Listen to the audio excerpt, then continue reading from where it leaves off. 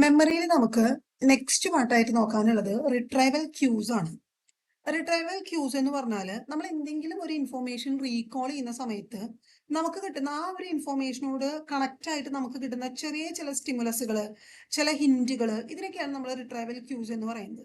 ഈ റിട്രൈവൽ ക്യൂസ് എന്ന് പറയുന്നത് എന്തെങ്കിലും എക്സ്റ്റേണൽ സാധനങ്ങളായിരിക്കാം.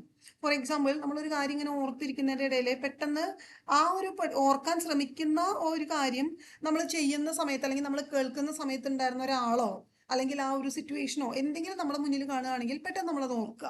അങ്ങനെ അതൊരു എക്സ്റ്റേണൽ എൻവയോൺമെന്റ് വഴിയായിരിക്കാം നമുക്ക് ഈ ഒരു റിട്രൈവൽ ക്യൂസ് കിട്ടുന്നത്. അല്ലെങ്കിൽ എന്തെങ്കിലും ഇന്റേണൽ ആയിരിക്കാം, ലൈക്ക് എന്തെങ്കിലും ഒരു ഇമോഷനോ അല്ലെങ്കിൽ ഒരു തോട്ടോ എന്തെങ്കിലും ആയിരിക്കും. നമ്മളൊരു സോങ് ആണ് ഓർക്കാൻ ശ്രമിക്കുന്നതെന്നുണ്ടെങ്കിൽ നമ്മൾ ആ പെർട്ടിക്കുലർ ഇമോഷൻ വരുമ്പോൾ നമുക്ക് പെട്ടെന്ന് ആ സോങ് ഓർമ്മ വരാം. ഇതിനൊക്കെയാണ് നമ്മൾ എന്തെന്ന് പറയുക, റിട്രൈവൽ ക്യൂസ് എന്ന് പറയുന്നത്. നല്ല റിട്രൈവൽ ക്യൂസ് ആണെന്നുണ്ടെങ്കിൽ നമ്മുടെ മെമ്മറി പെർഫോമൻസ് നന്നായിട്ട് എൻഹാൻസ് ചെയ്യും എന്നാണ് പറയുന്നത്. ദെൻ എൻകോഡിംഗ് സ്പെസിഫിസിറ്റി പ്രിൻസിപ്പിൾ ആണ്. എൻകോഡിംഗ് സ്പെസിഫിസിറ്റി പ്രിൻസിപ്പിൾ എന്ന് പറഞ്ഞാൽ അതൊരു കോഗ്നിറ്റീവ് പ്രിൻസിപ്പിൾ ആണ്. ഇത് പറയുന്നത് എന്താന്ന് വെച്ചാൽ ഓരോ ഇൻഡിവിജ്വൽസും ഇൻഫോർമേഷൻസിനെ റീകോൾ ചെയ്യുന്നത് നമ്മളുടെ ആ ഒരു എൻവയോൺമെന്റ് എൻഹാൻസ് ചെയ്യുന്നുണ്ട് എന്നുള്ളതാണ് പറയുന്നത്. ഫോർ എക്സാമ്പിൾ പറയാം, ഞാനിപ്പോൾ പഠിക്കുന്നത്, ഞാനിപ്പോൾ ഏതെങ്കിലും ഒരു എനിക്ക് ഭയങ്കര ഇഷ്ടപ്പെട്ട സ്ഥലത്തിരുന്ന് പഠിച്ച ഒരു സാധനമാണെങ്കിൽ എനിക്ക് എക്സാം എഴുതാൻ പോകുന്ന സമയത്ത് ആ ഒരു പെർട്ടിക്കുലർ സാധനം എനിക്ക് മേ ബി നല്ലോണം ഓർമ്മയിൽ നിൽക്കാം. ബിക്കോസ് ഞാൻ എവിടെ ഇരുന്നിട്ടാണോ പഠിച്ച ആ എൻവയോൺമെന്റ് എൻ്റെ ആ ലേണിങ്ങിനെ ഇൻഫ്ലുവൻസ് ചെയ്തിട്ടുണ്ട് അല്ലെങ്കിൽ എൻഹാൻസ് ചെയ്തിട്ടുണ്ട് എന്നുള്ളതാണ് ഈ എൻകോഡിംഗ് സ്പെസിഫിസിറ്റി പ്രിൻസിപ്പിളിൽ പറയുന്നത്. ഓക്കെ, ഡെഫിനേഷൻ എന്താണ്? An individual's recall of material is enhanced when the conditions they are attempting to remember it matches those of when they originally learned it. ഇപ്പോൾ നമ്മളൊരു കാര്യം പഠിച്ചത് ഒരു പെർട്ടിക്കുലർ എൻവയോൺമെന്റിൽ ഇരുന്നിട്ട് ഞാൻ പഠിച്ചിട്ടുള്ള ഒരു സാധനമാണ്. എക്സാമിന് വരുന്ന സമയത്ത് എനിക്ക് ആ പെർട്ടിക്കുലർ എൻവയോൺമെന്റ് ഭയങ്കര കംഫർട്ടബിൾ ആയതുകൊണ്ടും എനിക്ക് പെട്ടെന്ന് ആ എൻവയോൺമെന്റ് ഓർക്കുമ്പോൾ ആ പഠിച്ചത് എനിക്ക് ഓർമ്മ വരികയാണ്. ഓക്കെ, അപ്പൊ ഞാൻ ഇപ്പൊ നേരത്തെ പറഞ്ഞ ഒരു എക്സ്റ്റേണൽ റിട്രൈവൽ ക്യൂ ഉണ്ടല്ലോ, അതിനെയാണ് ഈ എൻകോഡിംഗ് സ്പെസിഫിസിറ്റി പ്രിൻസിപ്പിൾ കൂടുതലായിട്ട് ഫോക്കസ് ചെയ്യുന്നത്.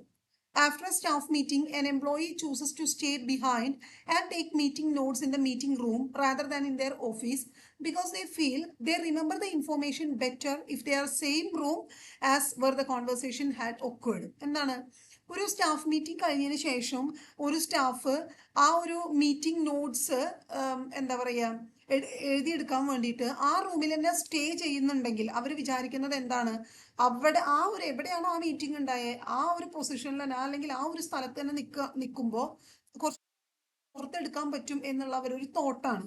ഇതിനെയാണ് എൻകോഡിംഗ് സ്പെസിഫിസിറ്റി പ്രിൻസിപ്പിൾ എന്ന് പറയുന്നത്. ഇനി നമുക്ക് ഡിഫറെന്റ് ടൈപ്സ് ഓഫ് മെമ്മറീസ് ആണ് നോക്കാനുള്ളത്. കോണ്ടെക്സ്റ്റ് ആൻഡ് സ്റ്റേറ്റ് ഡിപ്പെൻഡന്റ് മെമ്മറിയാണ്. കോണ്ടെക്സ്റ്റ് ഡിപ്പെൻഡന്റ് മെമ്മറി എന്ന് പറഞ്ഞാൽ നമ്മുടെ ഇൻഫോർമേഷൻ ഉണ്ടല്ലോ, വെച്ചാൽ നമ്മൾ ലേൺ ചെയ്ത ഇൻഫോർമേഷൻ അത് നമ്മൾ റീകോൾ ചെയ്യുന്നതിന് ഏത് കോണ്ടെക്സ്റ്റിൽ നിന്നാണോ നമ്മൾ ആ ഇൻഫോർമേഷൻ പഠിച്ചത് ആ ഒരു കോണ്ടെക്സ്റ്റ് ഹെൽപ്പ് ചെയ്യാന്ന് വിചാരിക്കാം. അതിനെയാണ് കോണ്ടെക്സ്റ്റ് ഡിപ്പെൻഡന്റ് മെമ്മറി എന്ന് പറയുന്നത്. In other words, it is easier to remember something when you are in the same environment or situation in which you first learned it. ഇപ്പൊ ഞാൻ ഓൾറെഡി പറഞ്ഞ പോലെ ഞാനൊരു ക്ലാസ് റൂമിൽ ഇരുന്നിട്ടാണ്, ഒരു പെർട്ടിക്കുലർ ക്ലാസ് റൂമിൽ എൻ്റെ കമ്പ്യൂട്ടർ ലാബിൽ ഇരുന്നിട്ടാണ് ഞാനിത് പഠിച്ചത്. എഗെയിൻ ആ കമ്പ്യൂട്ടർ ലാബിലാണ് എനിക്ക് എക്സാം, അല്ലെങ്കിൽ ആ കമ്പ്യൂട്ടർ ലാബിൽ ചെന്നിരിക്കുമ്പോൾ എനിക്ക് ഞാൻ ഇവിടെ ഇരുന്നിട്ടല്ലേ ആ സാധനം പഠിച്ചേ എന്ന് പെട്ടെന്ന് റീകോൾ ചെയ്യാൻ, എനിക്കത് മെമ്മറൈസ് ചെയ്യാൻ പറ്റുന്നുണ്ടെങ്കിൽ അതിനെയാണ് കോണ്ടെക്സ്റ്റ് ഡിപ്പെൻഡന്റ് മെമ്മറി എന്ന് പറയുന്നത്.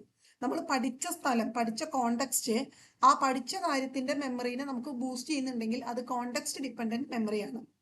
എന്നാൽ അതേസമയം സ്റ്റേറ്റ് ഡിപ്പെൻഡന്റ് മെമ്മറി ആണെങ്കിൽ നമ്മളത് പഠിക്കുമ്പോൾ നമുക്കുണ്ടായിരുന്ന മൂഡ്, നമ്മൾ ഭയങ്കര ഹാപ്പി ആയിട്ടിരിക്കുന്ന ഒരു സമയത്താണ് നമ്മളത് പഠിച്ചതെന്ന് വിചാരിക്കുക, അല്ലെങ്കിൽ നമ്മൾ ഭയങ്കര സാഡ് ആയിട്ടിരിക്കുന്ന ഒരു സമയത്ത് നമ്മൾ എക്സാം ആയതുകൊണ്ട് സ്ട്രഗിൾ ചെയ്ത് പഠിച്ചതാന്ന് വിചാരിക്കുക. സോ ആ ഒരു മൂഡ് അല്ലെങ്കിൽ നമ്മുടെ ആ ഒരു സ്റ്റേറ്റ് നമ്മുടെ ആ ഒരു പഠിപ്പിനെ എൻഹാൻസ് ചെയ്യുക, അല്ലെങ്കിൽ ആ പഠിച്ച സാധനം ഓർക്കാൻ എൻഹാൻസ് ചെയ്യാം. ഇപ്പോൾ ഫോർ എക്സാമ്പിൾ, നിങ്ങൾ SLC എക്സാം ഒക്കെ എഴുതിയിട്ട് ഫുൾ A+ ഒക്കെ വാങ്ങി ഭയങ്കര ഹാപ്പിനെസ്സിൽ നിൽക്കുന്ന സമയത്ത് നെക്സ്റ്റ് ഡേ നിങ്ങൾക്ക് എന്തെങ്കിലും ഒരു ജനറൽ കോമ്പറ്റേറ്റീവ് എക്സാം, ഒരു സ്കോളർഷിപ്പിന്റെ എക്സാം എന്തെങ്കിലും ഉണ്ടായെന്ന് വിചാരിക്കുക. ആ സമയത്ത് നിങ്ങൾ ആ ഒരു ഹാപ്പിനെസ്സിലായിരിക്കും പഠിക്കുക, നിങ്ങളുടെ കോൺഫിഡൻസ് ഒക്കെ വളരെ ബൂസ്റ്റ് ആയിട്ടുണ്ടായിരിക്കും. പിന്നീട് നിങ്ങൾ ഹയർ സെക്കൻഡറിയോ ഡിഗ്രിയോ ഒക്കെ വരുന്ന സമയത്ത് നിങ്ങൾ അന്ന് പഠിച്ച കുറച്ച് ജനറൽ നോളജ് ഓർക്കുമ്പോൾ നിങ്ങൾ മറക്കുന്നുണ്ടാവില്ല. കാരണം ആ ഒരു അവസ്ഥയിലാണ് നിങ്ങളിത് പഠിച്ചിട്ടുണ്ടാവും, ഭയങ്കര ഹാപ്പിനെസ്സിലൊക്കെ. അപ്പം അങ്ങനെ നമ്മളുടെ ഒരു സ്റ്റേറ്റ്, നമ്മളൊരു മൂഡ് മെമ്മറീനെ ഇൻഫ്ലുവൻസ് ചെയ്യുന്നുണ്ടെങ്കിൽ അതിനെയാണ് നമ്മൾ സ്റ്റേറ്റ് ഡിപ്പെൻഡന്റ് മെമ്മറി എന്ന് പറയുന്നത്. ഓക്കെ, ഇനി നമുക്ക് ഈ ഒരു മെമ്മറിയിൽ ഇമ്പോർട്ടൻ്റ് ആയിട്ട് ഇത് ഇമ്പോർട്ടൻ്റ് ആണ്, നമുക്ക് സാധാരണ എക്സാമിന് ചോദിച്ചു കാണാറുണ്ട് സീരിയൽ പൊസിഷൻ എഫക്റ്റ് എന്ന് പറയുന്നത്. ഇത് നമ്മൾ ഒരു കാര്യങ്ങൾ തന്നെ മെമ്മറൈസ് ചെയ്യുമ്പോൾ നമുക്ക് ഉണ്ടാവുന്ന ഒരു സൈക്കോളജിക്കൽ എഫക്റ്റ് ആണ്. ഒരു എക്സാമ്പിൾ പറയാം, ഞാൻ നിങ്ങൾക്ക് എൻ്റെ നമ്പർ പറഞ്ഞു തരാമെന്ന് വിചാരിക്കുക. അപ്പോൾ 9947758866 എന്ന് പറയുമ്പോൾ ഒരൊറ്റ തവണ കേട്ടിട്ട് നിങ്ങളോട് ഞാനത് റിപ്പീറ്റ് ചെയ്യാൻ പറയാം. അപ്പോൾ so you can recall the first numbers and the last numbers. 994 വരെ നിങ്ങൾക്ക് ഓർമ്മയുണ്ടാവും, ലാസ്റ്റ് 66 ആണ് ഓർമ്മയുണ്ടാവും. നടുക്കത്തെ സാധനം മേ ബി നിങ്ങളുടെ കയ്യിൽ നിന്ന് മിസ്സായിട്ടുണ്ടായിരിക്കും. അപ്പൊ നമ്മളൊരു കാര്യം പഠിക്കുന്ന സമയത്തേക്ക് അതിന്റെ ഫസ്റ്റ് പാർട്ടും നമ്മുടെ മെമ്മറിയിൽ പെട്ടെന്ന് ക്ലിക്ക് ആവും, ലാസ്റ്റ് പാർട്ടും മെമ്മറിയിൽ ക്ലിക്ക് ആവും. നടുക്കത്തെ ഭാഗം മേ ബി നമ്മുടെ കയ്യിൽ നിന്ന് ലോസ് വരാനുള്ള സാധ്യതയുണ്ട് എന്നാണ് പറയുക. അതിനെയാണ് സീരിയൽ പൊസിഷൻ എഫക്റ്റ് എന്ന് പറയുന്നത്. നമ്മൾ പല ക്വസ്റ്റ്യൻ ആൻസേഴ്സ് പഠിക്കുമ്പോഴും എസ്സേസ് ഒക്കെ പഠിക്കുന്ന സമയത്ത് വാലും തലയും ഓർമ്മയുണ്ടാവും, നടു പോയിട്ടുണ്ടായിരിക്കും. നമ്മൾ ചില സോങ്സ് ഓർത്ത് വെക്കുന്ന സമയത്ത് ഫസ്റ്റ് ലൈൻസ് ഓർമ്മയുണ്ടാവും, ലാസ്റ്റ് ലൈൻസ് പോയിട്ടുണ്ടായിരിക്കും. ഇതിനെയാണ് നമ്മൾ സീരിയൽ പൊസിഷൻ എഫക്റ്റ് എന്ന് പറയുന്നത്. ഈ ഒരു ഗ്രാഫ് അതാണ് റെപ്രസെന്റ് ചെയ്യുന്നത്. ഫസ്റ്റ് തിങ്സ് ഒരു 80% ഒക്കെ ഓർമ്മയുണ്ടെങ്കിൽ നടുഭാഗം കണ്ടോ 40-ക്കൊക്കെ വന്നു. അത് കഴിഞ്ഞ് ലാസ്റ്റ് ഫേസ് ആയിട്ടുള്ള റീസൺസിലേക്ക് എത്തുമ്പോഴേക്കും അഗെയിൻ 80% എബവ് ഒക്കെ അത് കയറി. അതിനെയാണ് സീരിയൽ പൊസിഷൻ എഫക്റ്റ് എന്ന് പറയുന്നത്. ഓക്കെ, അപ്പൊ ഇതില് രണ്ട് എഫക്റ്റാ പറയുന്നത്, പ്രൈമസി എഫക്റ്റും റീസൻസി എഫക്റ്റും. പ്രൈമസി എഫക്റ്റ് എന്ന് പറഞ്ഞാല് ഇനീഷ്യൽ ആയിട്ട് നമ്മൾ പഠിച്ചിട്ടുള്ള സാധനങ്ങൾ പെട്ടെന്ന് ഓർത്ത് വെക്കും, അതിനെയാണ് പ്രൈമസി എഫക്റ്റ് എന്ന് പറയുന്നത്. റീസൻസി എഫക്റ്റ് എന്ന് പറഞ്ഞാല് ഏറ്റവും അവസാനം നമ്മൾ പഠിക്കുന്ന സാധനങ്ങൾ നമുക്ക് കുറച്ചും കൂടെ ഓർത്ത് വെക്കും, അതിനെയാണ് റീസൻസി എഫക്റ്റ് എന്ന് പറയുന്നത്. ഓക്കെ, അടുത്ത മെമ്മറി ടൈപ്പ് ആയിട്ട് നമുക്ക് പഠിക്കാനുള്ളത് റീകൺസ്ട്രക്റ്റീവ് മെമ്മറിയാണ്. റീകൺസ്ട്രക്റ്റീവ് മെമ്മറി എന്ന് വെച്ചാൽ we recall our memory of an event or a story. എന്നുവെച്ചാൽ ഏതെങ്കിലും കഴിഞ്ഞ കാര്യം, ഒരു ഒരു കഴിഞ്ഞ ഹാപ്പൻഡ് ആയിട്ടുള്ള ഒരു ഇവന്റിനെ നമ്മൾ ഓർത്തെടുക്കുക, അതേപോലെ തന്നെ നമ്മൾ ഓർത്തെടുക്കാൻ ശ്രമിക്കുന്നതിനെയാണ് റീകൺസ്ട്രക്റ്റീവ് മെമ്മറി എന്ന് നമ്മൾ പറയുന്നത്. എന്ന് വെച്ചാൽ എങ്ങനെയായിരുന്നു ആ ഇവന്റ് ഉണ്ടായിരുന്നത് അതേപോലെ നമ്മൾ അതിനെ ഓർത്തെടുക്കുന്നതിനെയാണ് റീകൺസ്ട്രക്റ്റീവ് ഇവന്റ് എന്ന് പറയുന്നത്. അപ്പൊ ഇവിടെ എന്താന്ന് വെച്ചാൽ ഇവിടെ കുറച്ച് സ്കീമാസ് വരും. Schemas include our knowledge of similar event or cultural influences. These schemas often color our memory, sometimes inaccurately. Schema എന്ന് പറഞ്ഞാൽ ആ സിമിലർ ഇവന്റിനോട് യോജിക്കുന്ന ചില നോളജുകൾ നമ്മൾ ഓർക്കാൻ ശ്രമിക്കുന്ന സാധനത്തിന്റെ മുകളിൽ നമ്മൾ കുത്തിക്കയറ്റും. ഓക്കെ, അപ്പൊ ഈ സ്കീമാസ് നമ്മളുടെ മെമ്മറിക്ക് നല്ല ഭംഗിയൊക്കെ ഉണ്ടാവും, പക്ഷെ ചില സമയത്ത് തെറ്റിപ്പോവാനുള്ള സാധ്യതയുണ്ട്. അതിനെയാണ് റീകൺസ്ട്രക്റ്റീവ് മെമ്മറി എന്ന് പറയുന്നത്. ഇപ്പോൾ നിങ്ങൾ എന്തെങ്കിലും ഒരു ഐ വിറ്റ്നസ് ടെസ്റ്റിമോണി ഒക്കെ പറയുന്ന പോലെ നിങ്ങൾ എന്തെങ്കിലും ഒരു മർഡർ അല്ലെങ്കിൽ എന്തെങ്കിലും ഒരു കുറ്റകൃത്യം കണ്ടു, നിങ്ങൾ അത് ഓർത്തെടുക്കുക, റീകൺസ്ട്രക്ട് ചെയ്യണം മെമ്മറി. ഓർത്തെടുക്കുന്ന സമയത്തേക്ക് നിങ്ങൾ അതിനോട് സിമിലർ ആയിട്ടുള്ള ചില കാര്യങ്ങൾ ഉണ്ടാവുമല്ലോ. ഇപ്പോൾ ഒരു ആക്സിഡന്റ് ആണെങ്കിൽ ആക്സിഡന്റ് തട്ടി ആൾ തെറിച്ചു പോകുന്നത് നിങ്ങൾ എപ്പോഴും കാണുന്ന ഒരു സാധനം. ചിലപ്പോൾ അത്ര വലിയ തെറിക്കലൊന്നും നിങ്ങൾ ഓർത്തെടുക്കാൻ ശ്രമിക്കുന്ന ഇൻസിഡന്റിൽ ഉണ്ടാവില്ല. പക്ഷെ നിങ്ങളുടെ ഒരു സ്കീമ അങ്ങനെ തെറിച്ചു പോയതായിട്ട് നിങ്ങളുടെ ഈ മെമ്മറിയിൽ കൊടുത്തിട്ട് പേസ്റ്റ് ചെയ്യും. അപ്പൊ നിങ്ങൾ ഇത് ഓർത്തെടുക്കുമ്പോൾ എന്താ പറയുക, ഓക്കെ അത് അങ്ങനെ അയാൾ തെറിച്ചു പോയി ആക്സിഡന്റിൽ എന്നൊക്കെ നമ്മൾ പറയും.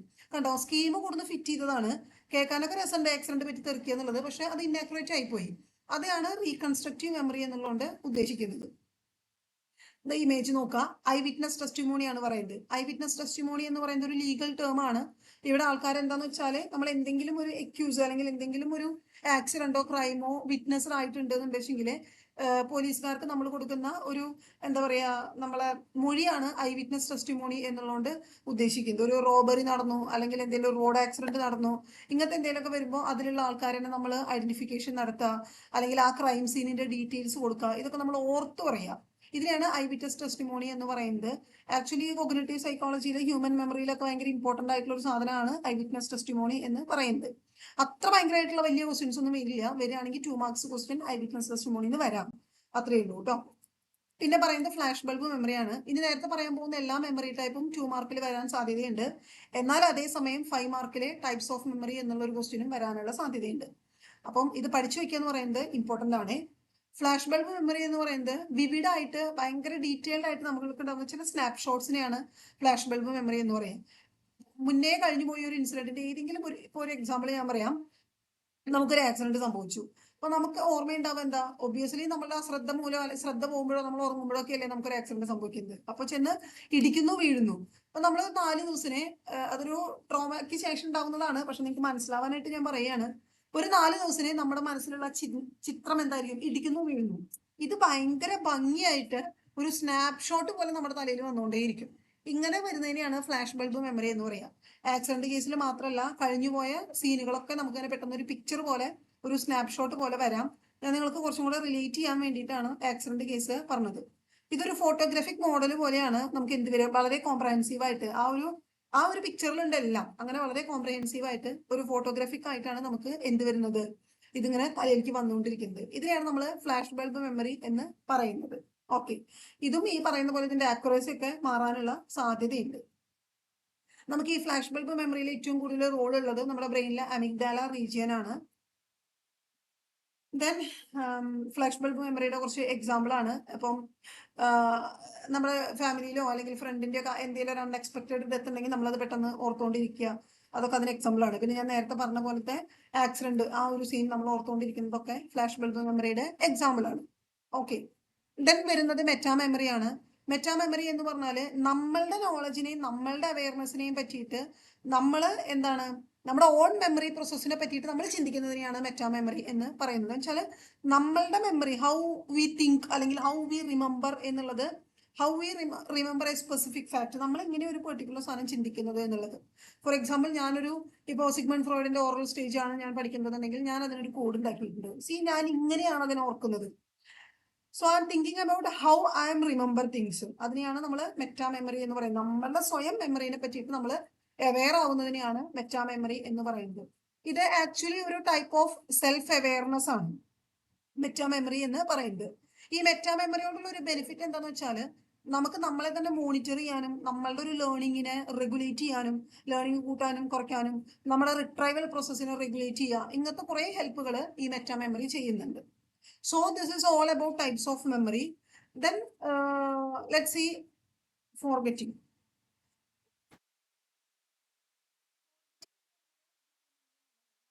കാര്യങ്ങൾ മറന്നു പോകുന്നതിനെയാണ് നമ്മൾ എന്തെന്ന് പറയാ, ഫോർഗെറ്റിംഗ് എന്ന് പറയുന്നത്. ആക്ച്വലി നമ്മുടെ മെമ്മറിയിലെ ലോങ് ടേം മെമ്മറിയിലേക്ക് പോയിട്ട് സ്റ്റോർ ആയിട്ടുള്ള കാര്യങ്ങൾ ഫോർഗെറ്റിംഗ് സംഭവിക്കാനുള്ള ചാൻസ് കുറവാണ്. പക്ഷെ അവിടെ നിന്നും ഫോർഗെറ്റിംഗ് സംഭവിക്കാം. മിക്കവാറും നമ്മുടെ ഷോർട്ട് ടേം മെമ്മറിയിൽ നിന്ന് ആണ് ഫോർഗെറ്റിംഗ്സ് കൂടുതലായിട്ട് പോകുന്നത്, ലോങ് ടേം മെമ്മറിയിൽ കൊണ്ട് രജിസ്റ്റർ ആവാതിരിക്കുമ്പോൾ. പക്ഷെ ലോങ് ടേം മെമ്മറിയിൽ രജിസ്റ്റർ ആയിട്ടുള്ള കാര്യങ്ങളും എന്ത് സംഭവിക്കാറുണ്ട്, ഫോർഗെറ്റിംഗ് സംഭവിക്കാറുണ്ട്. ഈ ഫോർഗെറ്റിങ്ങിനെ പറ്റി പറയുമ്പോൾ നമുക്ക് ഇമ്പോർട്ടൻ്റ് ആയിട്ട് പറയാനുള്ള ഒരു സാധനമാണ് ഫോർഗെറ്റിംഗ് കർവ് എന്ന് പറയുന്നത്. ഹെർമൻ എബിങ്കസ് എന്ന് പറയുന്ന ഒരാളാണ് ഫോർഗെറ്റിംഗ് കർവിനെ പറ്റിയിട്ട് ഇൻട്രൊഡ്യൂസ് ചെയ്തിട്ടുള്ളത്. ഇതും നോർമലി എന്തുണ്ടാവാറുണ്ട്, എക്സാമിന് ചോദിക്കാറുണ്ട് കേട്ടോ, ഫോർഗെറ്റിംഗ് കർവ്. അപ്പൊ ഈ ഗ്രാഫ് ഒക്കെ വരച്ചാൽ നിങ്ങൾക്ക് ഭംഗിയായിട്ട് എഴുതാൻ പറ്റും. സിമ്പിൾ ഒന്നുമില്ല.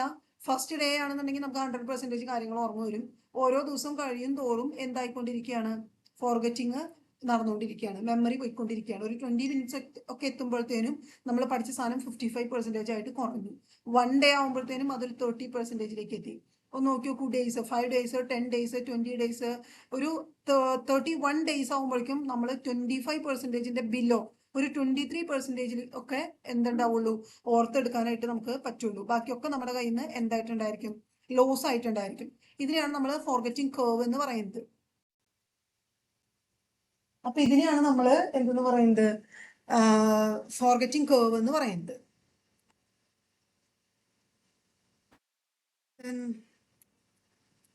തിയറീസ് ഓഫ് ഫോർഗെറ്റിംഗ് ആണ് നോക്കാവുന്നത്. ഫസ്റ്റ് തിയറി എന്ന് പറയുന്നത് trace decay theory of forgetting ആണ്.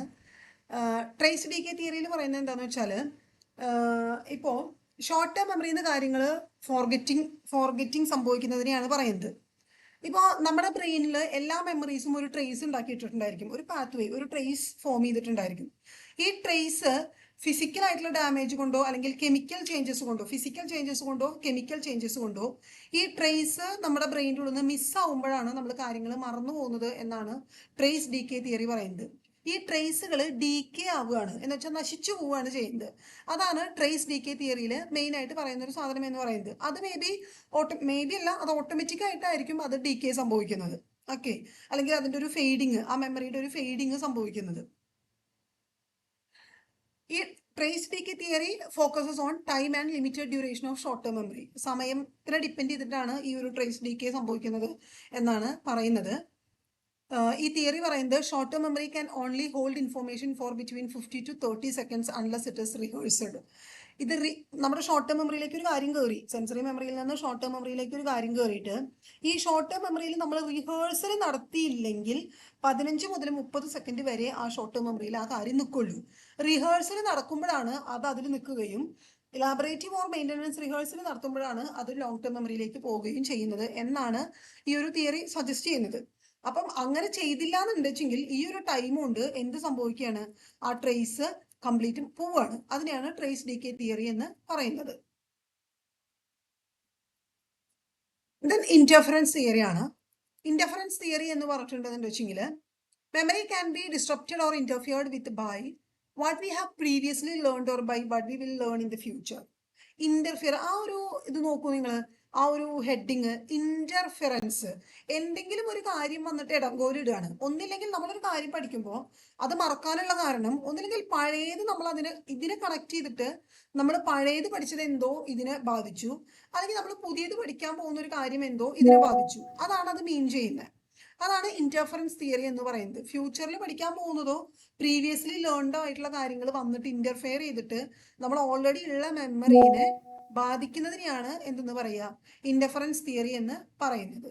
Okay, this idea suggests that information in long-term memory may become confused or combined with other information during encoding, thus distorting or disrupting memories. എന്താണ്, നമ്മുടെ long term മെമ്മറിയിലുള്ള കാര്യങ്ങൾ confused ആവുകയാണ്, അല്ലെങ്കിൽ പുതിയത് വന്നൊരു സാധനത്തിനോട് combine ചെയ്തിട്ട് ആകെ ഡിസ്റ്റോർട്ടഡ് ആവുകയാണ്. അതിനെയാണ് നമ്മൾ എന്തെന്ന് പറയുക, ഇന്റർഫറൻസ് തിയറി എന്ന് പറയുന്നത്. ഈ ഇന്റർഫറൻസ് പറയുമ്പോൾ രണ്ട് ടൈപ്പ് ഇന്റർഫറൻസ് ആണ് അതിൽ സംഭവിക്കുക. പ്രോ ആക്റ്റീവ് ഇന്റർഫറൻസും റിട്രോ ആക്റ്റീവ് ഇന്റർഫറൻസും. പ്രോ ആക്റ്റീവ് എന്ന് പറഞ്ഞാൽ എന്താണ്, ഇപ്പൊ നമുക്ക് ഒരു പുതിയ ടാസ്ക് നമുക്ക് പഠിക്കാൻ പറ്റുന്നില്ല, കാരണം മുന്നേ നമ്മൾ ഇപ്പോഴോ പഠിച്ചു വെച്ച ഒരു സാധനം അത് നമ്മൾ അങ്ങനെ ഫിക്സ് ചെയ്തത് കൊണ്ട് പുതിയൊരു സാധനം നമുക്ക് പഠിക്കാനായിട്ട് സാധിക്കുന്നില്ല. Okay, what we already know interferes with what we are currently learning. ഇപ്പൊ പഠിക്കുന്ന സാധനത്തിനെ മുന്നേ പഠിച്ച ഒരു സാധനം എന്ത് ചെയ്യാണ്, ബാധിക്കുകയാണ്.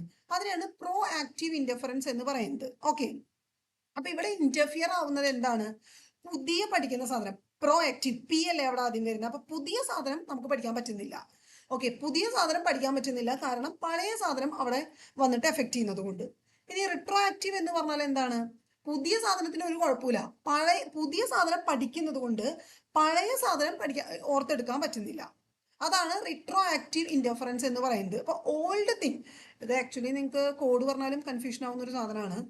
പഴയ സാധനം, റിട്രോ ആക്റ്റീവ് എന്ന് പറഞ്ഞാൽ ബാക്ക്വേർഡ് ആണ്, റിട്രോ എന്ന് പറഞ്ഞാൽ ബാക്ക്വേർഡ്. അപ്പൊ ബാക്ക്വേർഡ് സാധനം നമുക്ക് പ്രശ്നങ്ങൾ വരികയാണ്. വൈ, പുതിയ പഠിക്കുന്ന സാധനത്തിന്റെ ഒരു ഇന്റർഫറൻസ് കാരണം കൊണ്ട്. അതിനെയാണ് നമ്മൾ റിട്രോ ആക്റ്റീവ് ഇന്റർഫറൻസ് എന്ന് പറയുന്നത്. ദെൻ പിന്നെ വരുന്നത് റിട്രൈവൽ ഫെയിലർ തിയറി ആണ്. ഇവിടെ എന്താന്ന് വെച്ചാൽ ലോങ് ടേം മെമ്മറിയിൽ കാര്യങ്ങൾ ഉണ്ടായിരിക്കും, പക്ഷെ നമുക്കത് എന്ത് ചെയ്യാൻ പറ്റുന്നില്ല, ആക്സസ് ചെയ്യാനായിട്ട് പറ്റുന്നില്ല. അതിനെയാണ് റിട്രൈവൽ ഫെയിലർ തിയറി എന്ന് പറയുന്നത്. വെച്ചാൽ സാധനം ഇവിടെ ഉണ്ട്, പക്ഷെ നമുക്ക് എന്തോ ആ സാധനത്തിനായിട്ട് എടുക്കാൻ പറ്റുന്നില്ല. അപ്പോൾ അത് റിട്രൈവൽ ക്യൂസ് ഇല്ലാത്തത് കൊണ്ടായിരിക്കാം, മേ ബി ഒരു ക്ലൂ ഒന്നും നമുക്ക് കിട്ടാത്തത് കൊണ്ടായിരിക്കാം അങ്ങനെ റിട്രൈവ് ചെയ്യാൻ പറ്റാത്തത്. അപ്പം എന്തുകൊണ്ടോ നമുക്ക് റിട്രൈവ് ചെയ്യാൻ പറ്റാത്തതിനെയാണ് നമ്മൾ എന്ന് പറയുക, റിട്രൈവൽ ഫെയിലർ തിയറി എന്ന് പറയുന്നത്. ഈ റിട്രൈവൽ ക്യൂസിനെ പറ്റി പറയുകയാണെങ്കിൽ രണ്ട് ടൈപ്പ് ക്യൂസ് ആണ് ഉള്ളത്, എക്സ്റ്റേണൽ ക്യൂസും ഇന്റേണൽ ക്യൂസും. നമ്മൾ ഓൾറെഡി ഡിസ്കസ് ചെയ്തൊരു സാധനമാണ്, സോ റിപ്പീറ്റ് ചെയ്യുന്നില്ല. കോണ്ടെക്സ്റ്റ് ഡിപ്പെൻഡന്റ് മെമ്മറിയും സ്റ്റേറ്റ് ഡിപ്പെൻഡന്റ് മെമ്മറിയും. ഇതിലെ കോണ്ടെക്സ്റ്റ് ഡിപ്പെൻഡന്റ് മെമ്മറിനെ തന്നെയാണ് നമ്മൾ എക്സ്റ്റേണൽ ക്യൂസ് എന്ന് പറയുന്നത്, സ്റ്റേറ്റ് ഡിപ്പെൻഡന്റ് മെമ്മറിനെ തന്നെയാണ് നമ്മൾ ഇന്റേണൽ ക്യൂസ് എന്ന് പറയുന്നത്. ഇനി നമ്മൾ കാര്യങ്ങൾ ഓർക്കാൻ നമുക്ക് എന്തൊക്കെ ചെയ്യാൻ പറ്റും എന്നുള്ളതാണ്. ഓക്കെ, ഇതിൽ നമുക്ക് മെയിൻ ആയിട്ട് എന്താ ചെയ്യാൻ പറ്റും, നമ്മൾ ഉപയോഗിക്കുന്ന ഒരു സ്ട്രാറ്റജി നിങ്ങളൊന്ന് ആലോചിച്ച് നോക്കൂ. നമ്മളിങ്ങനെ എക്സാമിന്റെ സമയത്ത് കാര്യങ്ങൾ ഓർക്കാൻ നമ്മൾ എന്ത് ചെയ്യും, ആക്റ്റീവായിട്ട് എൻഗേജ്മെന്റ്, അല്ലെങ്കിൽ എപ്പോഴെപ്പോഴും അതിലിങ്ങനെ അതിങ്ങനെ ഇപ്പൊ ഞാൻ ഈ പറയുന്ന സാധനങ്ങളൊക്കെ എക്സാമ്പിൾ വൈസാണ് പറയുന്നത്. So it's A meaning full learning അല്ലെ, അർത്ഥമൊക്കെ മനസ്സിലാക്കിയിട്ട് നമ്മൾ പഠിക്കുക. ഇലാബറേറ്റീവ് റിഹേഴ്സൽ എടുക്കുക എന്ന് വെച്ചാൽ വെറുതെ ഇങ്ങനെ നമ്മൾ ശ്ലോകം ചൊല്ലി പഠിക്കുന്നത് പോലെ പഠിക്കാണ്ട് അതിന്റെ മനസ്സിലാക്കിയിട്ട് ഓക്കെ സെൻസറി മെമ്മറി ഇങ്ങനെയാണ്, നമ്മുടെ സെൻസ് ഓർഗൻസ് വഴി കിട്ടുന്നതാണ് ഷോർട്ട് ടൈം. അപ്പോൾ ഒരു എക്സാമ്പിളൊക്കെ നമ്മൾ വെച്ചിട്ട് ഇങ്ങനെ, ഞാൻ മുന്നത്തെ വീഡിയോസിലൊക്കെ sensory memory short time memory ഒക്കെ പറയുമ്പോൾ അതിൻ്റെതായിട്ടുള്ള എക്സാമ്പിൾസ് പറഞ്ഞിട്ടുണ്ട്. അപ്പം അങ്ങനെ നമ്മൾ പഠിക്കുന്നതിനെയാണ് elaborative rehearsal, meaningful learning എന്നൊക്കെ പറയുന്നത്. അപ്പം അങ്ങനെ നമ്മൾ പഠിച്ചാൽ നമുക്ക് കാര്യങ്ങൾ മറക്കാനുള്ള ചാൻസ് കുറവാണ്. വിഷ്വലൈസേഷൻസ് ഇടുക, ഇപ്പം നമ്മൾ ഈ പറയുന്ന മെമ്മറീസിനെയൊക്കെ ഷോർട്ട് ടൈമിനെയും ലോങ് ടൈമിനെയും ഒക്കെ പറയുമ്പോൾ അതൊക്കെ നമ്മൾ ഇമാജിൻ ചെയ്യാം. നിങ്ങൾ അങ്ങനെയാണ് കാര്യങ്ങൾ, ഇപ്പം ഷോർട്ട് ടേം മെമ്മറി ആണെങ്കിൽ ഓക്കെ ഇങ്ങനെ, ഇപ്പം നമ്മൾ അലൻ ബാഡ്ലിയുടെ അതുപോലെ തന്നെ ലെവൽ ഓഫ് പ്രോസസ്സിംഗ് ഒക്കെ കുറച്ച് ഇമേജസ് ഒക്കെ നമ്മൾ ഷെയർ ചെയ്തിട്ടുണ്ടായി. അപ്പം അതൊക്കെ നിങ്ങൾ ഇങ്ങനെ ഇമാജിൻ ചെയ്ത് പഠിക്കുമ്പോൾ കുറച്ചും കൂടെ നിങ്ങളത് ഓർക്കാനുള്ള സാധ്യത കൂടുതലാണ്. Then organisation and structure techniques. Chunking. What is chunking? ഇപ്പൊ നമ്മൾ പഠിക്കുമ്പോൾ ഇപ്പൊ തന്നെ വീഡിയോ അപ്ലോഡ് ചെയ്യുമ്പോൾ നമ്മൾ ഒരു മൊഡ്യൂൾ കംപ്ലീറ്റ് ആയിട്ടല്ല ഇടുന്നത്, ഇങ്ങനെ പാർട്ട് ആക്കുന്നുണ്ട്. ഓക്കെ, ആദ്യം മെമ്മറിയുടെ ഇൻട്രൊഡക്ഷൻ പറഞ്ഞു, sensory memory, short term memory ഒക്കെ പറഞ്ഞു. അത് കഴിഞ്ഞ് നമ്മൾ ഓരോ മെമ്മറീസും എന്താന്നുള്ളത് പറഞ്ഞു. And at last types of memories പറഞ്ഞു. അത് കഴിഞ്ഞ് നമ്മൾ ഫോർഗറ്റിംഗ് പറഞ്ഞു. സി, ഇങ്ങനെ ആദ്യം നമ്മൾ ഓർത്ത് വെക്കണം, വേണ്ടേ? കാര്യങ്ങൾ തന്നെ ഓർത്ത് വെക്കുന്നത് എങ്ങനെയാണെന്ന് പഠിക്കണം. അതിനാണ് നമ്മൾ ആ ലെൻ ബാഡ്ലിങ് ലെവൽ ഓഫ് പ്രോസസ്സിങ്ങും പഠിച്ചത്. അത് കഴിഞ്ഞ് അടുത്ത സ്റ്റെപ്പ് എന്താ? മെമ്മറിയുടെ ടൈപ്സ് പഠിക്കാണ്. അപ്പോൾ നമ്മൾ അത് പഠിച്ചു. Flash bulb, I witness testimony, അങ്ങനെ കുറച്ച് സാധനങ്ങൾ പഠിച്ചു. മെമ്മറി ഉണ്ടെങ്കിൽ എന്തും ഉണ്ടാവും, ഫോർഗറ്റിംഗ് ഉണ്ടാവും. അപ്പോൾ നമ്മൾ ഫോർഗറ്റിംഗ് പഠിച്ചു. ഇങ്ങനെ നമ്മൾ സ്മോളർ പീസുകളാക്കിയിട്ട് നമ്മൾ പഠിക്കുന്നതിനെയാണ് ചങ്കിങ് എന്ന് പറയുന്നത്. നിമോണിക്സ് വെച്ചിട്ട് പഠിക്കാം. ഫോർ എക്സാമ്പിൾ, ഇപ്പോൾ സിഗ്മണ്ട് ഫ്രോയിഡിന്റെ ഞാൻ നേരത്തെ പറഞ്ഞ പോലെ സൈക്കോസെക്ഷൽ സ്റ്റേജസ് പഠിക്കാനാണെങ്കിൽ ഓറൽ സ്റ്റേജ് ഫസ്റ്റ് സ്റ്റേജ് ആണ്, നമുക്കതറിയാം. ബാക്കി നമ്മളിപ്പോൾ ആപ്പ് എൽ ജിയുടെ ഒരു ആപ്ലിക്കേഷൻ ആണെന്ന് വിചാരിക്കാം. അപ്പോൾ അതിന്റെ ഓർഡർ ആണ് ആപ്പ് LG. A stands for anal, P stands for phallic, L stands for latency, G stands for genital stage. Order മാറിയില്ലല്ലോ. അപ്പൊ അങ്ങനെ നമ്മൾ എന്തെങ്കിലും ഒരു സാധനം ഇട്ടിട്ട് നമ്മൾ നിമോണിക്സ് വെച്ച് പഠിക്കാം. അങ്ങനെ നമുക്ക് പഠിക്കാം. മൈൻഡ് മാപ്പുകൾ നമുക്ക് ഉണ്ടാക്കാനായിട്ട് സാധിക്കും. ഓക്കെ, ചില സാധനങ്ങൾ തമ്മിലുള്ള റിലേഷൻഷിപ്പ് ഒക്കെ ആണെങ്കിൽ നമുക്കൊരു സ്റ്റോറി നമ്മുടെ ഉള്ളിൽ തന്നെ ഉണ്ടാക്കാം. അതിനെയാണ് മൈൻഡ് മാപ്പ് എന്ന് പറയുന്നത്. അങ്ങനെ പഠിച്ചാൽ നമുക്ക് കുറച്ചും കൂടെ ഓർമ്മയിൽ നിൽക്കും. റിപ്പിറ്റേഷൻസ് ചെയ്യാം. റിപ്പിറ്റേഷൻ എന്ന് പറഞ്ഞാൽ എന്താണ്? നമ്മൾ പഠിച്ച ഇൻഫോർമേഷൻസിനെ ഇപ്പൊ നിങ്ങളൊരു സാൻസ്ക്രിറ്റ് ശ്ലോകം പഠിക്കുകയാണ്, നോ വേ റിപ്പീറ്റ് ചെയ്തിട്ട് തന്നെ പഠിക്കണം. അപ്പൊ റിപ്പീറ്റ് ചെയ്തിട്ട് അത് പഠിക്കുക. ഇംഗ്ലീഷ് എന്താ പറയുക, പോയം നമ്മൾ പഠിക്കുകയാണ്, റിപ്പീറ്റ് ചെയ്ത് പഠിക്കുക, അല്ലെ? ഇടയ്ക്കിടയ്ക്ക് നമ്മൾ സെൽഫ് ക്വസ്റ്റ്യനിങ് നടത്തിക്കൊണ്ടിരിക്കുക, ലൈക്ക് ക്യൂസിങ് ഒക്കെ സെൽഫായിട്ട് നടത്തിക്കൊണ്ടിരിക്കുക. ഇതൊക്കെ റിമെമ്പറിങ് കൂട്ടാനുള്ള മാർഗങ്ങളാണ്. അതിനോടൊപ്പം തന്നെ കുറച്ച് ഫിസിയോളജിക്കൽ ഫാക്ടേഴ്സും ഉണ്ട്. നന്നായിട്ട് ഉറങ്ങുക. ഉറക്കത്തിന്റെ സമയത്താണ് നമ്മുടെ ലോങ് ടേം മെമ്മറിയിൽ കാര്യങ്ങൾ വന്നിട്ട് രജിസ്റ്റർ ആകുന്നത്. അപ്പോൾ അത് ചെയ്യുക. എക്സസൈസ് ചെയ്യുക. എക്സസൈസ് ചെയ്യുമ്പോൾ ഡോപ്പാമിൻ പോലുള്ള ന്യൂറോ ട്രാൻസ്മിറ്റേഴ്സ് ഒക്കെ ബൂസ്റ്റ് ആവും. അത് നമുക്ക് നല്ലൊരു ഹാപ്പിനെസ്സും കാംനെസ്സും ഒക്കെ കൊണ്ടുവരാൻ ഹെൽപ്പ് ചെയ്യും. അങ്ങനെ ഹാപ്പിനെസ്സും കാംനെസ്സും ഒക്കെ ഉണ്ടെന്നുണ്ടെങ്കിൽ നമ്മുടെ ലേണിങ്ങും മെമ്മറിയൊക്കെ കുറച്ചും കൂടെ ബെറ്റർ ആയിട്ടിരിക്കും. നല്ല ന്യൂട്രീഷ്യസ് ആയിട്ടുള്ള ഫാറ്റി ആസിഡ്സുകളും ആന്റി ഓക്സിഡൻസ് ഒക്കെ അടങ്ങിയിട്ടുള്ള വൈറ്റമിൻ ബിസ് ഒക്കെ അടങ്ങിയിട്ടുള്ള ഫുഡുകൾ നന്നായിട്ട് കഴിക്കുക. ആ സമയത്ത് സ്ട്രെസ് ഉണ്ടാകുന്നതൊക്കെ കുറയ്ക്കുക. എന്തെങ്കിലുമൊക്കെ മെഡിറ്റേഷൻ ഒക്കെ ചെയ്ത് നോക്കുക. റിലാക്സേഷൻ ടെക്നിക്കുകളൊക്കെ നമുക്ക് ചെയ്ത് നോക്കാനായിട്ട് സാധിക്കും. ഓക്കെ, ഇനി നമുക്ക് കോണ്ടെക്സ്റ്റൽ ആൻഡ് എൻവയോൺമെന്റൽ ക്യൂസ് ആണ്. നമ്മൾ ഓൾറെഡി പറഞ്ഞതാണ്. സ്റ്റേറ്റ് ഡിപ്പെൻഡന്റ് ലേണിംഗ് എന്ന് പറഞ്ഞാൽ നമുക്ക് എപ്പോഴും ലേണിങ്ങിന് എൻവയോൺമെന്റ് നമുക്ക് ബെറ്റർ ആയിട്ടുള്ള ഏതെങ്കിലും ഒരു സ്ഥലത്ത് ചെന്നിരുന്നിട്ട് നമ്മൾ എപ്പോഴും പഠിക്കാനായിട്ട് ശ്രമിക്കുക എന്നുള്ളതാണ് state dependent learning. Then multi sensory learning ആണ്. മൾട്ടിപ്പിൾ സെൻസർ, ലൈക്ക് ഇപ്പോഴത്തെ പാഠ്യപദ്ധതിക്ക് അനുസരിച്ചിട്ട് നിങ്ങൾ കണ്ടിട്ടില്ലേ, ഇപ്പൊ ഒരു ഫ്ലവറിനെ പറ്റി പഠിക്കുകയാണെങ്കിൽ ഈ കുട്ടികളെ കൊടുത്തിട്ട് എന്ത് ചെയ്യിക്കും, ഈ ഫ്ലവർ കാണിച്ചു കൊടുക്കും, എന്നിട്ടാണ് ഇത് പഠിപ്പിക്കുന്നത്. അപ്പൊ അതെന്താണ്? മൾട്ടി സെൻസ് ആണ്. കാണുന്നു, സ്മെല് ചെയ്യുന്നു, ടച്ച് ചെയ്യുന്നു, അങ്ങനെ പഠിക്കുമ്പോൾ കുറച്ചും കൂടെ കിട്ടും. അതുകൊണ്ടാണ് ഇപ്പൊ വിഷ്വൽ എയ്ഡ്സുകളൊക്കെ കൂടുതലായിട്ട് ടീച്ചേഴ്സ് ഉപയോഗിക്കുന്നത്. ഓക്കെ, ലൊക്കേഷൻ, ലൈക്ക് ഇപ്പം എന്താ പറയാ, ഒരു ഇൻഫോർമേഷൻ അതിനായിട്ട് ഇപ്പോൾ ഏതെങ്കിലും ഒരു പെർട്ടിക്കുലർ സ്ഥലത്ത് കൊണ്ടുപോയിട്ട് ഇപ്പൊ നിങ്ങൾ തന്നെ IV ഒക്കെ കൊണ്ടുപോകുന്നത് എന്തുകൊണ്ടാണ്? അത് ഈ ലൊക്കേഷനെ ബേസ് ചെയ്തിട്ട് പഠിക്കാൻ വേണ്ടിയിട്ടാണ്. ഈ എല്ലാ സ്ട്രാറ്റജീസും കമ്പൈൻ ചെയ്തിട്ടും നമുക്ക് എന്ത് ചെയ്യാനായിട്ട് സാധിക്കും? ചില ടെക്നിക്കുകൾ ഉപയോഗിക്കാനായിട്ട് സാധിക്കും. ഓക്കെ.